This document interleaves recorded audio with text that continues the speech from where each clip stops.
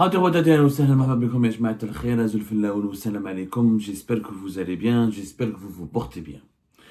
Une enquête a été récemment publiée par l'Office national des statistiques en Algérie, l'ONS, qui est un organisme gouvernemental chargé de la collecte des données démographiques et des données d'évolution socio-économique, qui met l'indice de l'inflation, qui met le taux de croissance du pays, le taux du chômage, le taux de... L'ONS est le principal centre et la seule source, en tout cas, le principal centre et pratiquement la seule source de statistiques officielles du pays. L'ONS qui regorge de compétences qu'il faut absolument saluer, même si malheureusement il est extrêmement rattaché et très dépendant du gouvernement. Les chercheurs et les spécialistes et les ingénieurs de l'ONS n'ont pas la marge de manœuvre nécessaire pour travailler de façon indépendante et parce que qu'est-ce que c'est que les statistiques? Les statistiques, c'est une photographie réelle de l'évolution et du présent d'un pays. C'est-à-dire que quand on calcule l'inflation, quand on calcule le chômage, quand on calcule l'évolution de la démographie du pays, le nombre des habitants, quand on calcule l'activité industrielle, l'activité commerciale, on photocopie de façon précise l'évolution d'un pays et on arrive à mesurer s'il est vraiment en train de bien de se développer, s'il se porte bien, ou quelles sont les insuffisances à corriger, quelles sont les défaillances auxquelles il faut remédier. C'est les statistiques officielles, c'est la source des données sur lesquelles il faut construire des politiques publiques pour développer un pays. C'est extrêmement important. Sans statistiques fiables, crédibles, on n'a pas des politiques, on ne peut pas bâtir des politiques, on ne peut pas construire des politiques de développement ou là gouverner rationnellement et efficacement un pays. L'ONS, sincèrement, il faut leur rendre hommage. On n'en parle pas assez. C'est une institution respectable, en dépit du fait qu'elle est extrêmement dépendante du gouvernement et qu'elle n'a pas les marges de manœuvre, puisque l'Algérie n'est pas une démocratie malheureusement. On ne peut pas faire des enquêtes d'opinion, des statistiques, recueillir des statistiques sur tous les secteurs de la vie en Algérie. Quelquefois, on relativise la portée de ces statistiques pour ne pas dévoiler l'échec permanent des dirigeants algériens ou de leur mauvaise politique. Récemment, l'ONS a publié une enquête extrêmement importante qui passait inaperçu sur les dépenses des ménages algériens. On n'avait pas cette enquête depuis 2011. Ça fait 10 ans, 11 ans maintenant qu'on avait les anciens chiffres de 2011. À chaque fois qu'on voulait s'intéresser, comprendre combien dépensent les ménages algériens, quels sont leurs principaux types de catégories de dépenses, où va leur argent, combien ils dépensent par mois, par an, qui sont les 10 Algériens les plus riches, les 10 Algériens les plus pauvres, combien dépensent les Algériens qui sont dans la classe moyenne, quelle est la valeur de ces dépenses. On se basait toujours sur une vieille enquête de 2011. Historique, les chiffres de 2022. Ils ont été publiés. C'est une enquête de plusieurs vingtaines de pages qui nous apprend que les dépenses moyennes en Algérie d'un ménage par mois, elles sont de 72 500. C'est-à-dire, pour faire face à ses besoins, un ménage en Algérie a besoin de dépenser 7200, 500 par mois. Dans un pays où le salaire moyen est de 42 000 et quelques. Le salaire moyen, 42 000 et quelques, ne suffit en aucun cas à un ménage en Algérie de faire face à ses dépenses. Les dépenses, c'est quoi? C'est la nourriture, c'est le logement, c'est la santé, c'est le transport, c'est les meubles, c'est l'éducation et les loisirs, c'est les sorties, etc. On va en détailler tout à l'heure les dépenses. Vous allez être choqués par la précarité des Algériennes et des Algériens. Vous allez être choqués.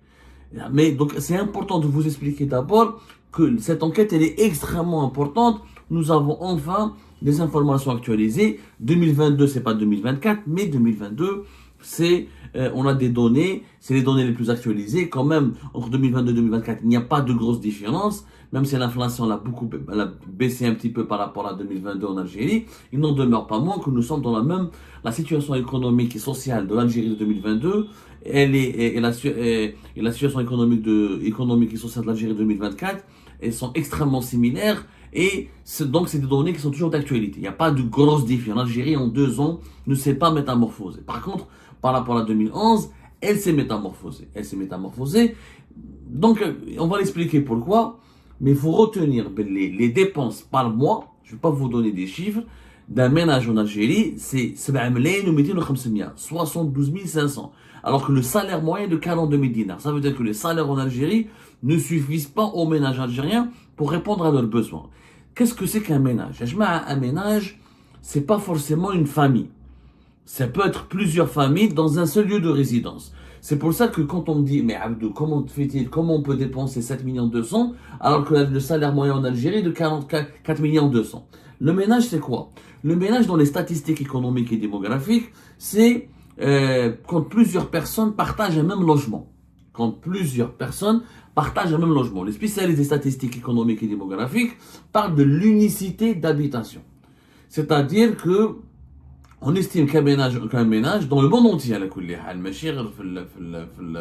en Algérie, c'est le nombre des personnes qui partagent un logement. Ça peut être un couple avec enfants, ça peut être un couple sans enfants, une famille monoparentale, comme ça peut être plusieurs familles qui habitent une maison familiale. Par exemple, des enfants qui se sont mariés, des jeunes qui se sont mariés, qui en font d'une famille, qui habitent la même maison que leurs parents. Ça, souvent dans les pays comme l'Algérie, même dans certains pays méditerranéens, même dans beaucoup la notion de ménage, elle évolue entre les pays européens et les pays occidentaux, les pays développés, les pays sous-développés, dans les pays pauvres, dans les pays les plus sous-développés, comme dans les pays, certains pays comme les pays arabes, certains pays africains, c'est dans un ménage, 5, 6, voire 7 jusqu'à 10 personnes.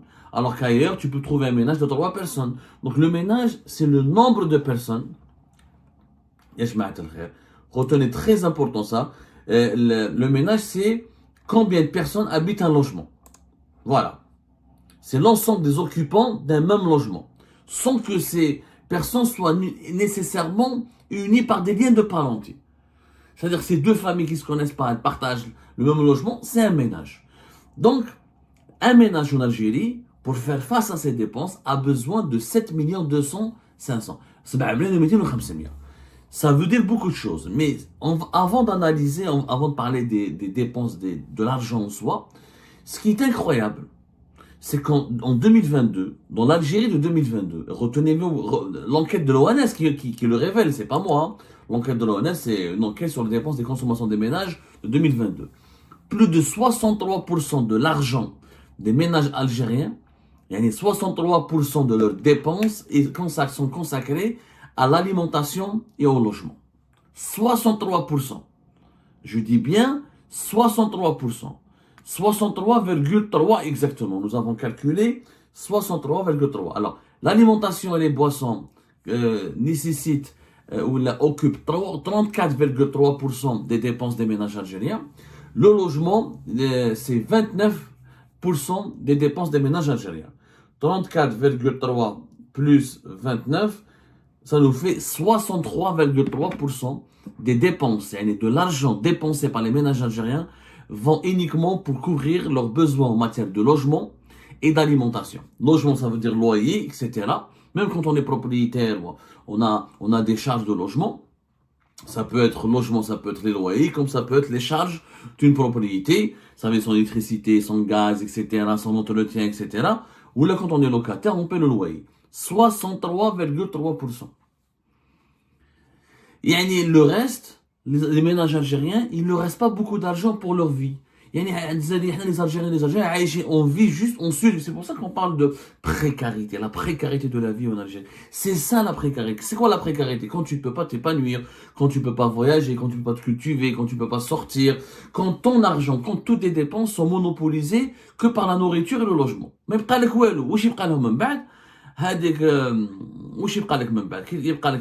le reste, même pas 40%, 37% avec de ton argent. Tu dois alors la santé. La santé en Algérie, c'est 8% uniquement de la dépense des moyens des ménages algériens. Les meubles, les articles ménagers, c'est même pas 2% des dépenses des ménages algériens. Le transport et les communications, tout ce qui est téléphonique, les recherches téléphoniques, Internet et tout ça, c'est 11% des dépenses des ménages algériens. L'éducation, la culture et le loisir, 4%.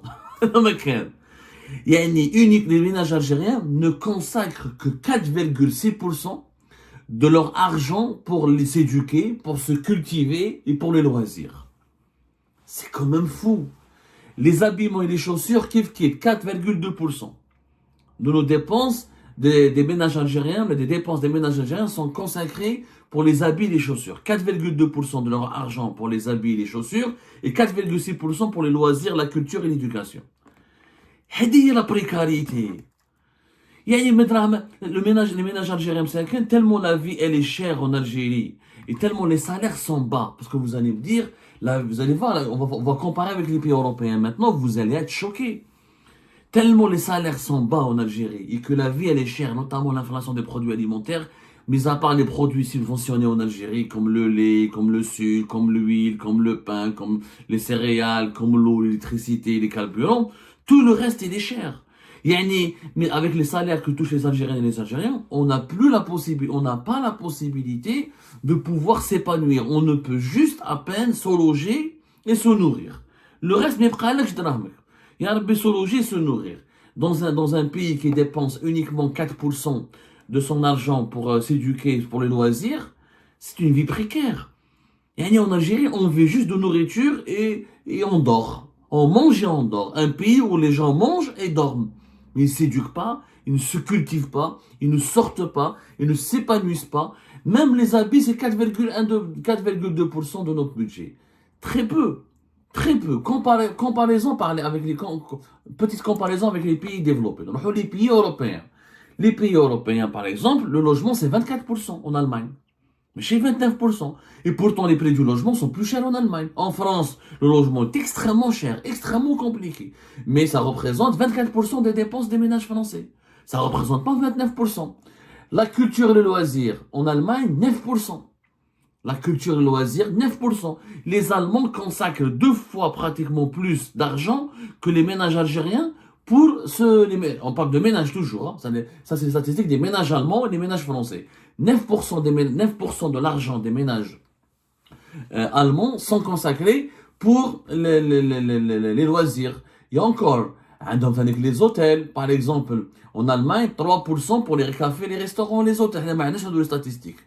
En Allemagne, la consommation, par exemple, pour les nourritures et pour les boissons, etc., les ménages allemands dépensent uniquement 8%. 8% pour l'alimentation, pour la nourriture. En France, c'est 10% pour l'alimentation. En Espagne, c'est 12%. En Algérie, 34%. Eh oh, ça veut dire que la nourriture, ça veut dire que notre salaire est tellement faible et que les produits alimentaires sont de plus en plus chers que 34,3% de notre argent est consacré uniquement pour la nourriture. C'est pas normal. Vous voyez la différence avec les foyers, avec le niveau de vie. Pourquoi le niveau de vie en Algérie est catastrophique? Bien sûr qu'il est catastrophique, Maintenant, tu peux même pas te cultiver. On te laisse, en Algérie, on touche tellement des salaires faibles et médiocres qu'il nous reste pratiquement plus d'argent pour pouvoir penser à d'autres besoins qui ne sont pas alimentaires, qui ne sont pas des besoins de logement. Après, il n'y a aucun pays européen, mis à part la Roumanie, l'Europe de l'Est, 21% des ménages en Roumanie consacrent leur argent pour les dépenses d'alimentation et de boissons. La Tchéquie, 12%. La moyenne de tous les pays de l'Union européenne, c'est 11%. 11% pour les dépenses d'alimentation. 11%. Mais la culture, etc., c'est 8% la moyenne. La culture et les loisirs, il est 8%, le double des ménages algériens. Mais on ne peut pas. Et la moyenne des logements, c'est 23%. Les charges, la moyenne des dépenses des ménages européens pour le logement, c'est 23%. En Algérie, c'est 29%. Vous voyez la différence? C'est que les Européens, ils ont des salaires tellement plus agréables et tellement plus élevés et tellement plus importants que les salaires des ménages en Algérie, que les Européens peuvent se permettre à la fois de payer leur loyer, de faire face aux dépenses de leur logement, aux dépenses de leur transport et aux dépenses, et encore les transports par exemple. Tellement les salaires sont plus importants en Europe, plus élevés, que les Européens peuvent se permettre de consacrer de l'argent pour leur logement, pour leur nourriture et faire des loisirs. Les loisirs, c'est important. En Bulgarie, par exemple, c'est un pays de l'Europe de l'Est. La Bulgarie, dans les années 70, elle était plus pauvre que l'Algérie. Et ben la Bulgarie en Lyon, la Bulgarie, c'est 11, on compare toujours, ça c'est les dépenses par ménage européen en 2021, et je compare par les dépenses, avec les dépenses des ménages algériens en 2022. Les Bulgares consacrent 11,3% de leur salaire, de leur argent, de leurs dépenses plutôt, de leurs dépenses. Les dépenses, c'est essentiellement les salaires, bien sûr, et des revenus peut-être supplémentaires, mais c'est essentiellement des salaires. C'est 11,3% pour les loisirs et les communications, les loisirs. La Croatie, 10% pour les loisirs et la culture. La France, 7,5%. L'Irlande, l'Italie, 7,1%. 8,4% en Roumanie. La Tchéquie, 8,7%. Qu'est-ce qu'un pays européen, il dépense 5% pour les loisirs et la culture. ما كاش يا جماعة. والله ما كاين يا جماعة الخير. ما كاش. Les dépenses des Européens pour les cafés et les restaurants sont plus élevées que 4%. La moyenne générale, elle est à 5%. Pour les restaurants et les hôtels. Le ménage algérien, les ménages algériens, les familles algériennes, il ne leur reste rien. Ya Rabbi, les 7 millions 250 000 qu'ils dépensent par mois, plus de 63% de cet argent va pour le logement et la nourriture et l'alimentation. C'est pour ça que nous avons un pays nous avons des Algériens qui veulent voyager, qui veulent partir, qui veulent quitter le pays. Parce que l'être humain n'a pas besoin que de bouffer, n'a pas besoin que de dormir.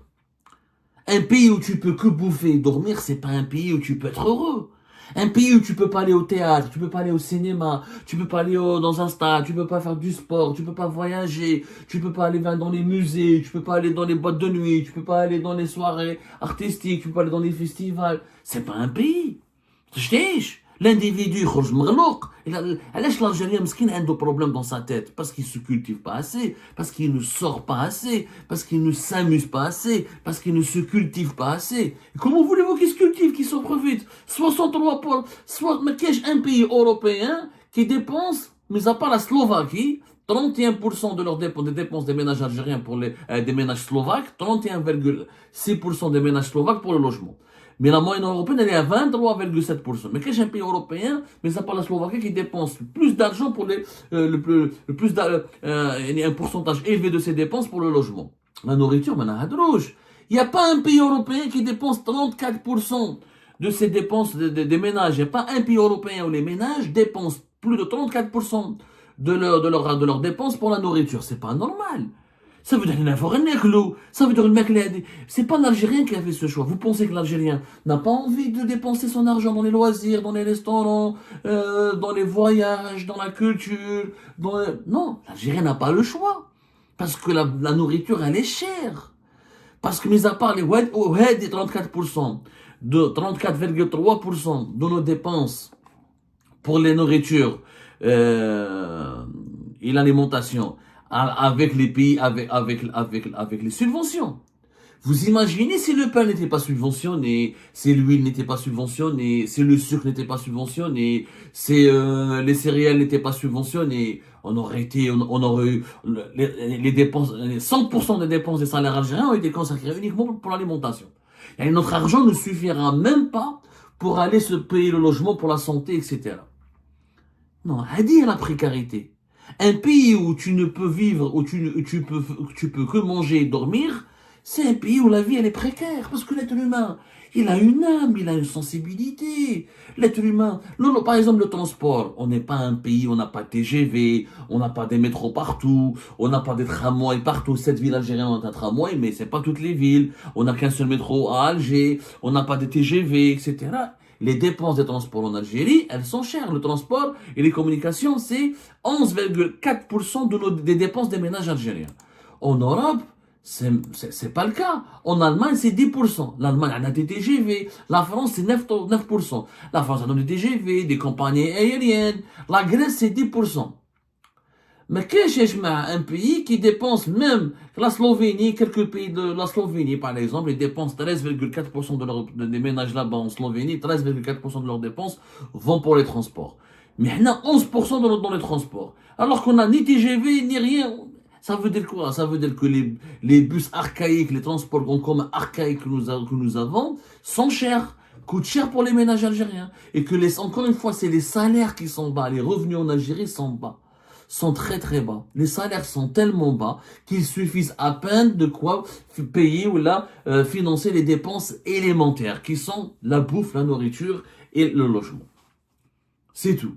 Comment voulez-vous que dans un pays pareil, on ne grandit pas frustré, on ne devient pas frustré, on ne sombre pas dans les fléaux sociaux, on ne sombre pas dans les idéologies, on ne sombre pas dans les bras des idéologies radicales. Parce qu'un pays, un individu épanoui, un individu équilibré, c'est un individu qui mange, oui, qui s'habille aussi, qui est bien soigné, qui est surtout aussi bien éduqué, qui se cultive, qui fait du sport, qui sort, qui a des loisirs, qui a des voyages, qui est ouvert d'esprit. Mais tu ne peux pas. En Algérie, c'est pas possible.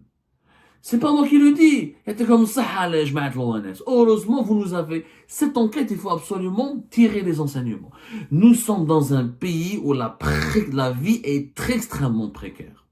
Extrêmement précaire.